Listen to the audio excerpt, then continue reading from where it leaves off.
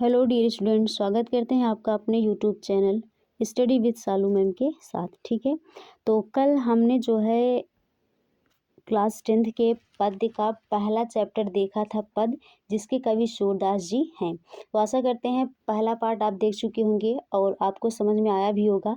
तो उसके आगे नेक्स्ट कंटिन्यू हम करते हैं। देखिए, ऊधो मोहि ब्रज बिसरत नाही, यहाँ तक तो हमने कर लिया था। ठीक, अब आगे चलते हैं।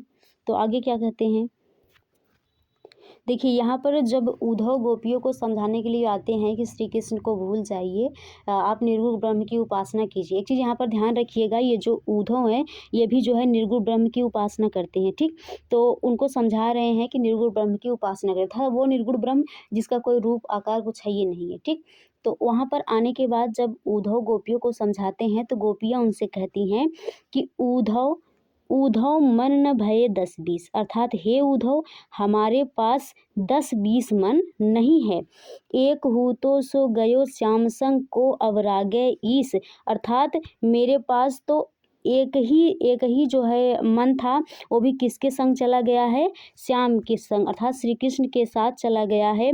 को अवराधे ईस, मेरे पास और कोई दूसरा मन नहीं है जो तुम्हारे निर्गुण ब्रह्म की उपासना कर सके।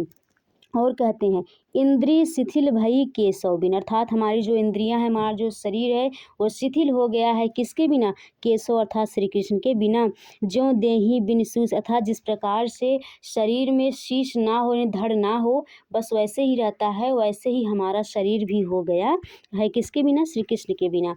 आशा लागी रहत तन श्वासा जीवहि कोट बरिस, अर्थात मन में बस एक ही आशा लगी रहती है और इसीलिए हमारे तन में भी सांस चल रही है। अर्थात जब तक हमारे तन में सांस चल रही है तब तक बस यही आशा लगा रहता है कि जीवहि कोट बरिस, और हम लोग करोड़ों वर्ष तक जिएंगे। अर्थात इसी आशा में करोड़ों वर्ष तक जीते रहेंगे और हमारे मन में ये आशा लगी रहेगी कि श्री कृष्ण एक दिन लौटकर हमसे मिलने जरूर आएंगे। तुम तो सखा श्याम सुंदर के सकल जोग के ईस, अर्थात गोपियाँ बोल रही हैं कि हे उद्धव, तुम तो सखा हो श्याम सुंदर था श्री कृष्ण के, सकल जोग के ईस, तुम तो इस संसार के बारे में सब कुछ जानते हो, अर्थात तुम तो ईश्वर के समान, अर्थात सब कुछ जानते, तुम्हें सब कुछ पता है। सूर हमारे नंद नंद बिन और नहीं जगदीश, लेकिन हम जो नंद बाबा के लाला ने श्री कृष्ण हैं उनके बिना हमारा कुछ नहीं है, वही हमारे जगदीश हैं, अर्थात वही हमारे ईश्वर हैं, उनके बिना हमारा कुछ भी नहीं है। ठीक, अब आगे जो है फिर कहते हैं, जब देखिए बार बार उद्धव जिद कर रहे हैं नहीं उनको भूल जाओ, ये कर दो वो कर दो, निर्गुण ब्रह्म की उपासना करो, तब जो है गोपियाँ क्रोधित हो जाती हैं और कहती हैं कि हे उद्धव, ध्यान सुनो, उद्धव जाहु तुम्हें हम जाने, कि हे उद्धव जाओ तुम्हें हम जान गए हैं। श्याम तुम ही हो को नहीं बटो, अर्थात श्री कृष्ण ने तुमको नहीं भेजा है, तुम ही बीच भूलाने, बीच यानी रास्ता, अर्थात तुम ही जा रहे थे और अपना रास्ता भूल गए हो। ब्रज नारी, अर्थात ब्रज की जो नारियां हैं, सो योग कहते, तुम उनसे योग करने के लिए कहते हो, अर्थात निर्गुण ब्रह्म की उपासना करने के लिए कहते हो। बात कहत न लजाने, ऐसी बात कहते हुए तुम्हें थोड़ी सी भी लज्जा नहीं आई। बड़े लोग न विवेक तुम्हारे, विवेक मतलब बुद्धि होता है, तुम तो बड़े लोग हो लेकिन तुम्हारे अंदर तनिक भी बुद्धि नहीं है।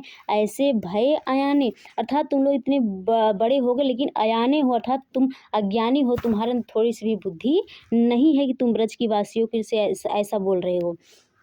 हमसो कह ले हम सही कहो, अर्थात हमसे कह दिया हमने तो सह लिया, लेकिन जिए गुण लेहु सयाने, किसी और गोपियों से मत करना, वो सह नहीं पाएंगे, तुम्हारे साथ कुछ अनर्थ कर देंगी। कह अबला कह दशा दिगंबर, कह अबला, अबला मतलब जो नारी होती है, और दशा दिगंबर मतलब 10 दिशाओं के। ठीक, मस्ट करो पहचाने, मस्ट मतलब होता है मौन धारण कर लो, अर्थात तुम अबला नारी और 10 दिगंबर से मस्ट इतना सब कुछ कह रहे हो, मस्ट करो पहचाने, बस करो हम तुम्हें पहचान गए हैं और तुम अब मौन धारण कर लो। साच कहो तुमको अपनी सो बूझती बात निदाने, सच सच कहना, मैं तुमको अपनी सौगंध दे रही हूँ, अर्थात तुम्हें मेरी सौगंध है, सच सच कहना, बूझती बात निदाने, क्या तुमको ये बात कहते हुए, मतलब सॉरी, बूझती बात निदाने मतलब अंतिम बार पूछ रही हूँ, अर्थात बोल रही हैं कि मैं अपनी सौगंध तुम्हें देकर बोल रही हूँ, सच सच बताना। और अंतिम बार पूछ रही हूँ, सूर्य श्याम जब तुम ही पर हो। सूरदास जी कहते हैं, गोपियाँ कहती हैं कि जब श्री कृष्ण ने तुमको भेजा तब नए कहूँ मुस्काने, तब थोड़ा सा भी मुस्कुराए नहीं थे। तब आगे अब जो है गोपियाँ ब्रज से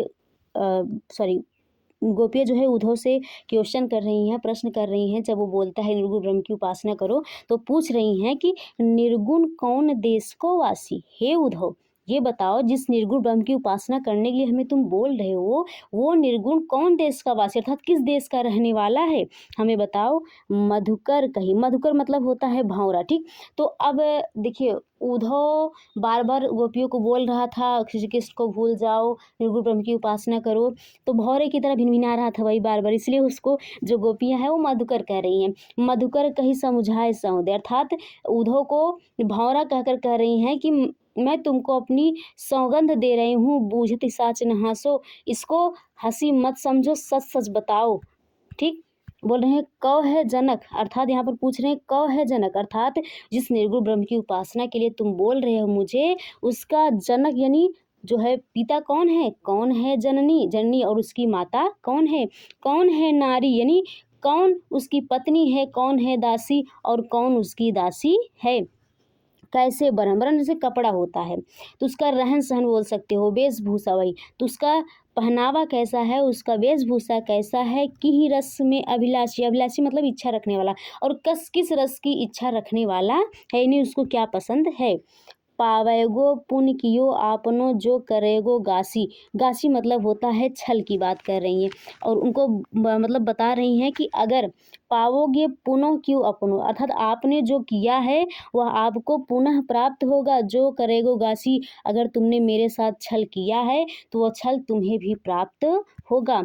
सुनत मौन हुए रहो बावरो सुर सबे मतिनासी, इतनी बात सुन करके जो उद्धव थे वो बावरे हो जाते हैं, व्याकुल हो जाते हैं, भयभीत हो जाते हैं। सुर सबे मतिमासी, सूरदास जी कहते हैं ऐसा लग रहा था जैसे उद्धव की मति मार दी गई हो, अर्थात उसको समझ नहीं आ रहा है कि ये गोपियाँ क्या कर रही हैं, ठीक है।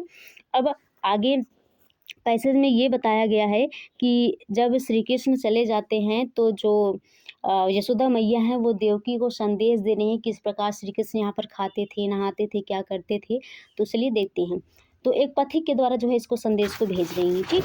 तो क्या कहते हैं, संदेशो देवकी से कहियो, अर्थात पथिक से बोल रही हैं कि हे पथिक, मेरे इस संदेश को देवकी को जाके कह देना, फिर देवकी से कह देना। हाउ तो धाई तिहारे सूत की। अब बोल रहे हैं धाई मतलब होता है पालन पोषण करना। वो बोल रही हैं कि हे देवकी, मैं तो तुम्हारे पुत्र की केवल धाई यानी पालन पोषण करने वाली हूँ, माया करत ही रही हूँ। मैं तो केवल उसको माया मतलब क्या होता है, दया करती ही रहती हूँ, मतलब मैं तो बस दया बस उसको प्रेम कर रही हूँ। और ये कहते हैं जदपि टेव तुम जानती उनकी, जदपि बोल रही हैं यद्यपि, टेव मतलब होता है आदत, जानत मतलब जानित।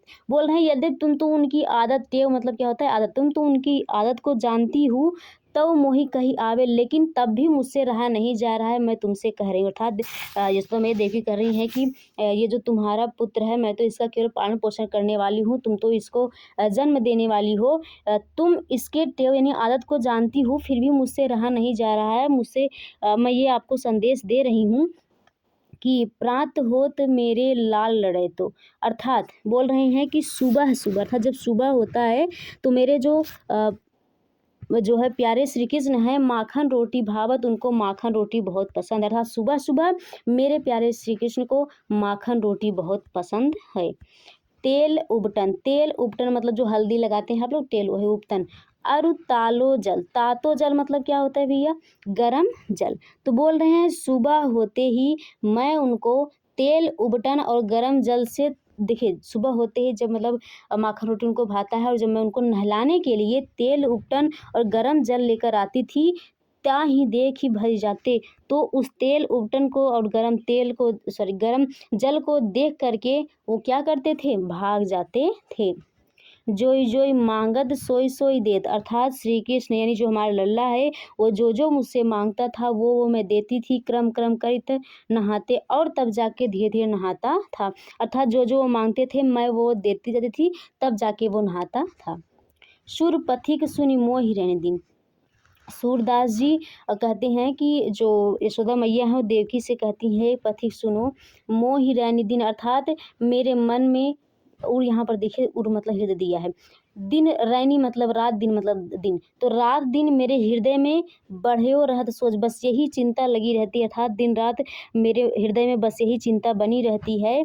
मेरो अलक लड़े, तो अर्थात मेरे जो प्यारा लल्ला है मोहनी श्री कृष्ण है वह करत संकोच, वहाँ पर ये सब करते हुए संकोच कर रहे होंगे, तो इसीलिए ये संदेश दे रही हैं। ठीक, तो ये हमारा क्लास 10th का पहला चैप्टर पद्य का पद सूरदास जी के द्वारा जो लिखा था वो ख़त्म हो चुका है। आपको वीडियो कैसा लगा? हमने एक एक अर्थ को समझाने का, एक एक वर्ड के अर्थ को समझाने का कोशिश किया है। ठीक, आई होप आपको वीडियो समझ में आया होगा। अच्छा, यहाँ पर एक चीज़ हमने नहीं बताया, संदर्भ कैसे लिखा जाता है। ठीक, तो संदर्भ के लिए आपको कुछ करना नहीं है, बस आपको क्या लिख देना है, संदर्भ। ठीक, उसके बाद लिखना है प्रस्तुत। अब देखिए ये पद्य है, गद्य पद्य है, तो आपको लिखना है प्रस्तुत पद्य खंड हमारी पाठ्य पुस्तक हिंदी खंड के या फिर हिंदी पद्य के पद नामक पाठ से लिया गया है। इसके कवि सूरदास जी हैं। अब याद रखिएगा यहाँ पर कवि होते हैं, क्योंकि गद्य में लेखक होता है लेकिन पद्य में क्या होते हैं, कवि होते हैं। ठीक, तो ये हमारा संदर्भ था। आई होप वीडियो पसंद आया, अगर पसंद आया हो तो लाइक कीजिए, शेयर कीजिए, और अगर कोई भी डाउट हो तो कमेंट करके पूछ दीजिए, अपने दोस्तों के साथ भी शेयर कर दीजिए ताकि वो भी पढ़ सकें। मिलते हैं नेक्स्ट वीडियो में नेक्स्ट चैप्टर के साथ। जय हिंद।